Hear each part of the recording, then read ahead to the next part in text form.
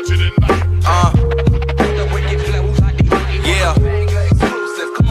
Champ Jones. What up, Mac? It's about time. Family first. Yeah. What it do to my champs all around the world, man? How y'all living out there? I hope everybody's living good. I hope everybody's striving. Hope everybody's staying positive, staying motivated, and staying real. Staying real with yourself, staying positive for others, and staying motivated for life. You understand? But you know, this is the third season of Chatting with Champ. The third season.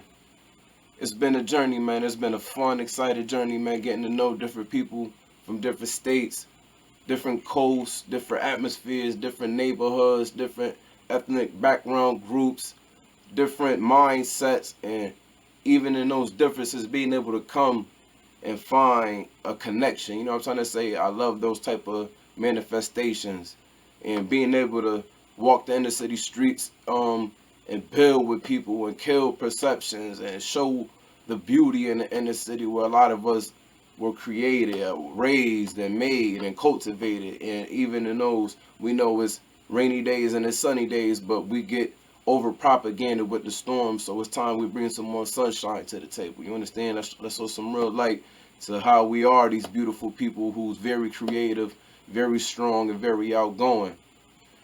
All right. With that said, now I really want to get into this first episode of the new season, man. With three good brothers, man, that I met 2 years ago. One of them I went to elementary school with back in the day or whatnot, and I'm nothing less than impressed, man. I'm very proud of these dudes. I definitely tip my hat to them. They're very informative, entertaining, charismatic.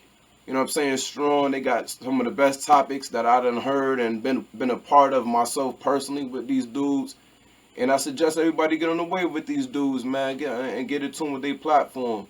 It's called the Lifecast podcast. The Lifecast podcast, man. And these three dudes, man, they come right, man. They come correct, man. And I have been yet failed, been yet disappointed. I'm gonna continue to support them until the wheels fall off. And I appreciate that they jumped on the platform and gave me a chance to know them better, and giving a chance for y'all to know them a little better. You know what I'm trying to say? And I also got them a part of the documentary, The World Within, that should be coming out soon. No date on that, but it's definitely getting wrapped up, and I'm excited for that. It's all jittery, but we're not going to bubble that up right now. We're going to focus right now. So let's get it to my brothers, man. And I'm going to let them introduce themselves, and y'all get to know the Lifecast podcast. Until the next episode, Chatting with Champ. You heard? Stay real, stay motivated, and stay positive. One.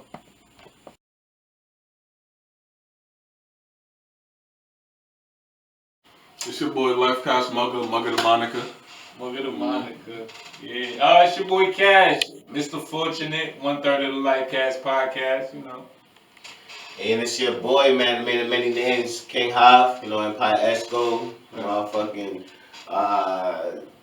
the moist one, Mr. Ain't Shit, I'm so ain't shit, I'm the shit, you know, Thundercat, OG Thundercat, motherfucking Perky Meat. Many names, alright? Got a many names, you know. The moist one? Yeah, you know.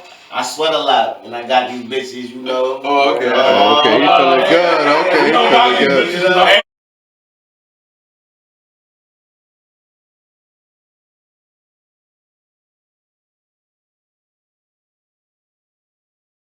Living is for everyone. Living is for It's everyone. for everyone. Damn, I still remember the conception of that. Let's get into that. What year was this baby born? 2013. 2013, yeah. 6 years in the making, boy. Damn.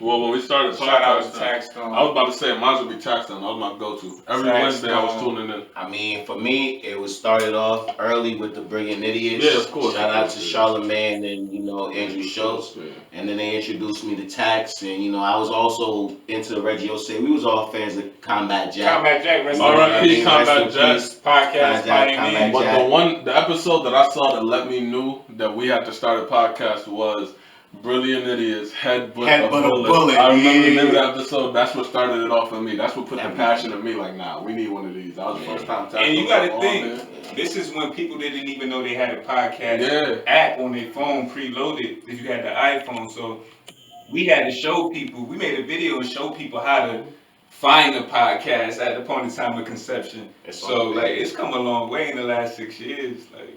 Yeah. Beautiful thing. It's a beautiful thing because now podcasts are starting to become like free tax. Monetize their free tax. Free tax, man. One of the pioneers. Like niggas said, motherfucking, when you talk about somebody who really showed us how to do this, young black niggas, like we different than Charlemagne and Andrew, you know what I'm saying, what they do. Like we grew up, in the hood, did real shit, you feel me? And Tax was a nigga who came straight out of jail and came into a situation with the podcast that changed his life. So it was easy to relate to who Tax Stone was. So he's definitely like a big influencer in who we were. We even got compared to Tax. I appreciate the nigga on Twitter. I think it was like 6 months in who said, if you like Tax Stone, you definitely listen to the Lifecast podcast. Real raw shit. One thing.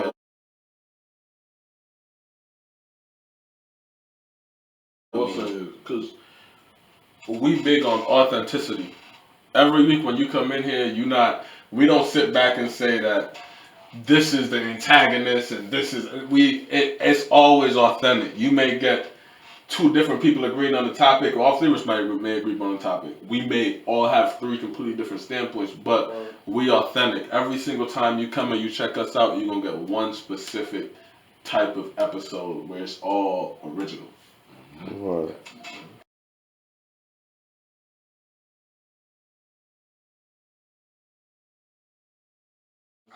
I would say it's a little bit of both. It's a privilege and it's an opportunity because, we privilege in the sense that we can actually draw from real life experiences. Like niggas have been in situations where it's been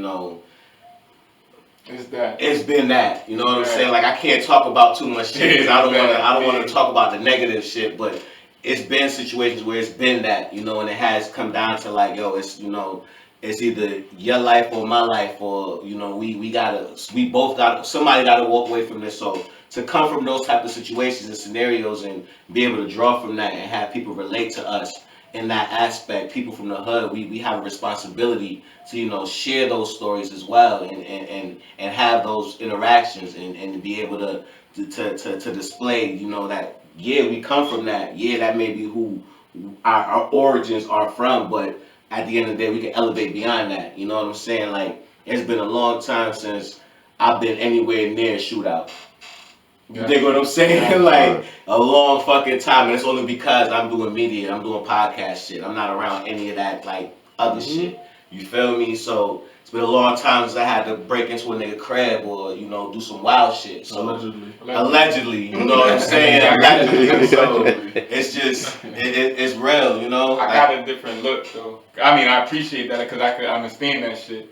But when I hear the word privilege, I just feel like you were put in a position or you're placed in a position above something.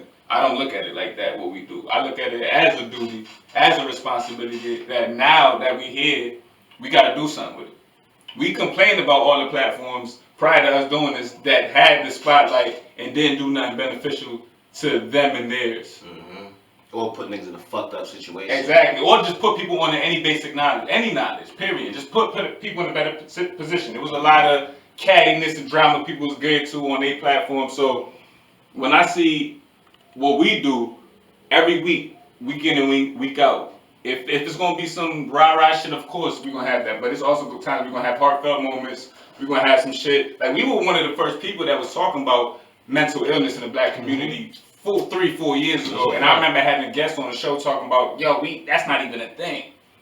So we were big on certain things that we knew touched the community and the community could relate to before it's even a popular thing. So we don't do it for that. I don't look at privilege. Privileged people are usually on a pedestal. They usually have a head start, a foot up. We don't have that. We didn't come in with that. We had a duty to make sure we grew with every week that we came out and that we delivered every week. And I think that we did that week in and week out. I think I see what y'all saying 100%, but I see it on the complete other side of the spectrum because I think that there is a privilege that comes from where we come from because it's not like life wasn't always bad for us. Like it started out fucked up, but we all got it together. Like if you look at our early 20s coming into where we are now, we lived a life that most other people would be envious if they knew what really happened. You get what I'm saying? Like the actual come ups. Or the hardship that came with it. Yeah, that's what I'm saying. Even including the hardships. I mean, like including everybody putting together so we could grab an eighth. Everybody putting together so you grab a dime. You feel me? So you got 3 for the 10. Like for the 10, it's a certain situation where like I always know that like regardless of what, like the niggas out there right now in the world who's screaming, who's scrunching together for 2 for the 15, they feel us. They understand because like no matter how big we get, we genuine to the point where like our heart don't change. So like any opinion, I really feel like any opinion I give or y'all give is gonna relate to them.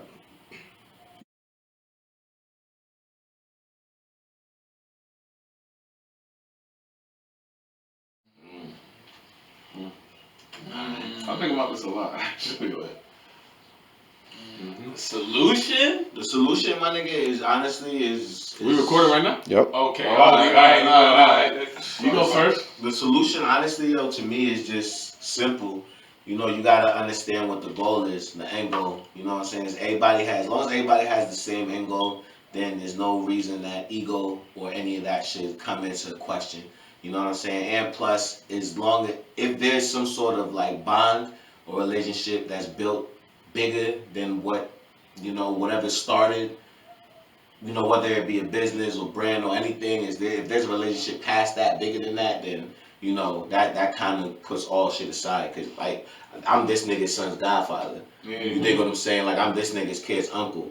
Anything that happened, regardless of podcast, business, anything, like, I'm still this nigga's son's godfather. That's like, how it still this still my brother. That's still my brother. Like, them kids, business you tomorrow. dig what I'm saying? Like, everything is still. So as long as you understand, like, what the real is, all that ego shit can be put to the side. You feel me? All that ego shit can be put to the side. I would say that the key is to you gotta stand on your principles. Like if your principle is I'm trying to get here, or I'm trying to leave this type of legacy, I'm trying to leave this type, whatever you decide you're gonna leave behind, that has to be your principle. Because I know no matter what, I have to leave behind the knowledge that I've gained because I'm leaving my children in a world that I believe is flawed. So I have to leave behind my knowledge so that they can at least have something to grapple onto. You feel me? And their knowledge is just as important as my knowledge. Because I wouldn't be here today living, breathing if it wasn't for the two of them. You feel me? So that's something I have to leave behind for my children. So besides the business and all of this shit, like, we could close all this shit down tomorrow. You will never hear another podcast. You'll never see another production, period. I would still want to come here every Sunday and record this so I could leave this for my children. So to me, this is bigger than life. Granted, it's a double entendre, but it's bigger than life.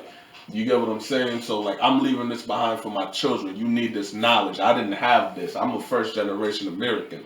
I done had to fuck up a lot of times. I done fucked up a lot of bags. You feel me? On some real shit. So you need this. I need to leave this for you. So that's, to me, that's how I separate business and everything else from the actual principal goal for me. Right.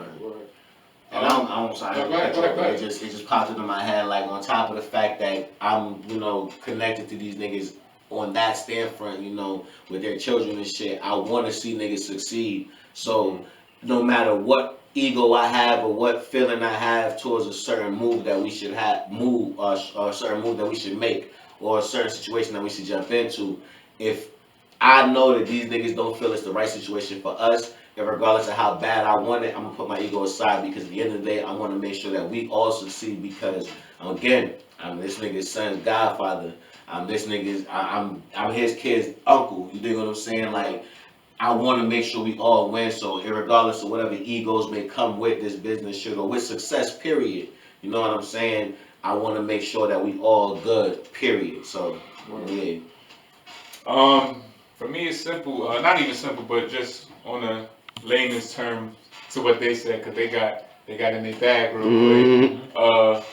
Just building around and being around like-minded people. Now, I mean, that's easy to say, but not a bunch of yes men. Like-minded people.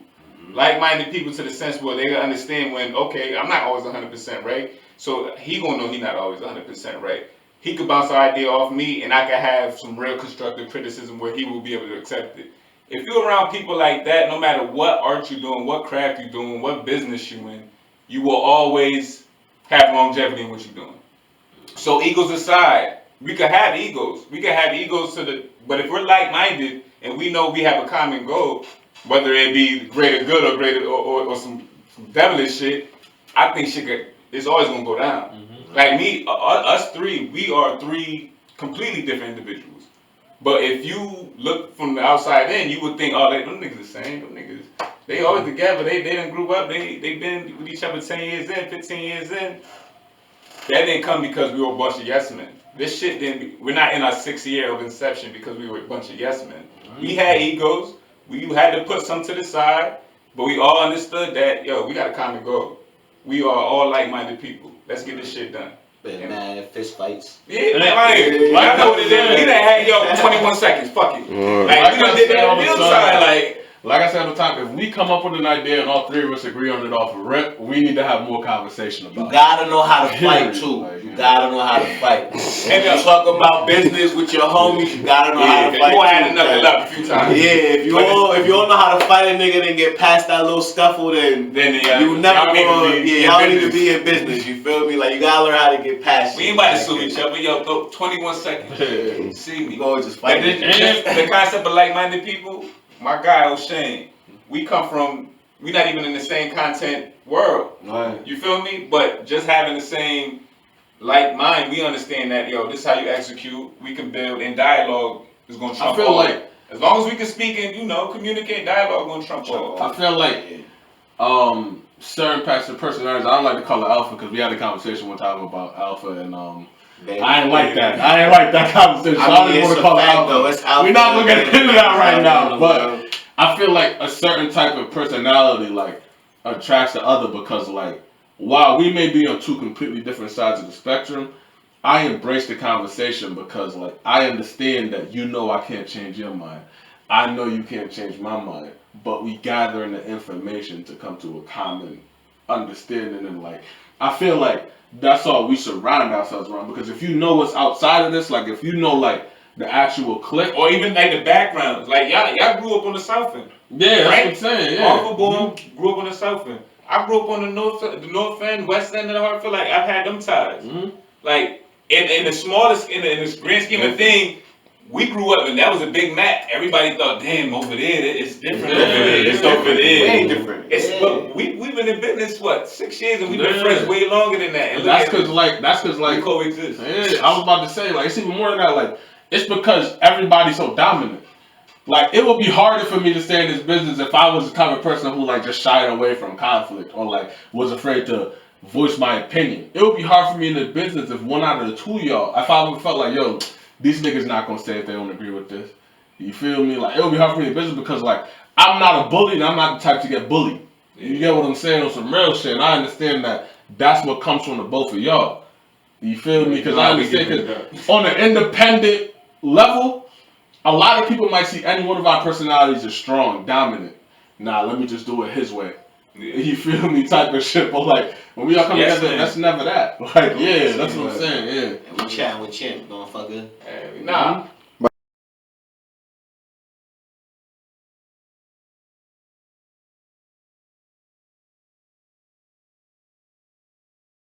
Yeah, oh yeah, I mean shit. At the end of the day, a smart man learns from others. No, hold on, my bad. Smart man A learns smart from man, his yeah, mistakes. smart man learns from his own mistakes, and a wise man learns from the others. So you decide the type of nigga that you want to be. You know what I mean?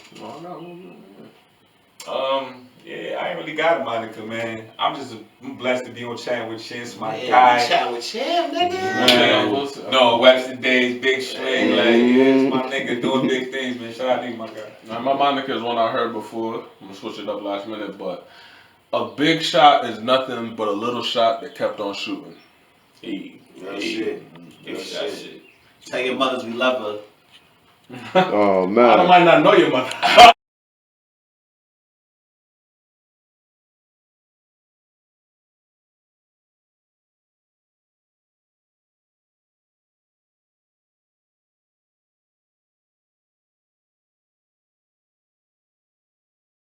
Is a fact because I feel like depression is kind of hereditary to us, and a lot of our depression just come from our societal impact already. So I feel like just from that alone, depression is going to be a factor into our life, even if we don't actually acknowledge it as depression. And if you had a solution to try to deal with such a thing, what would you recommend, or at least you think would try to work? My biggest solution to that, and to honestly a lot of things, is acknowledging it within yourself and tackling it from there on out. You can't always expect everybody to fix your problems. If you do need like a therapist, seek that therapist out. But if you do have the means to do it yourself, actually acknowledge it and work on it consciously within yourself. It's kind of the only way to really get over it.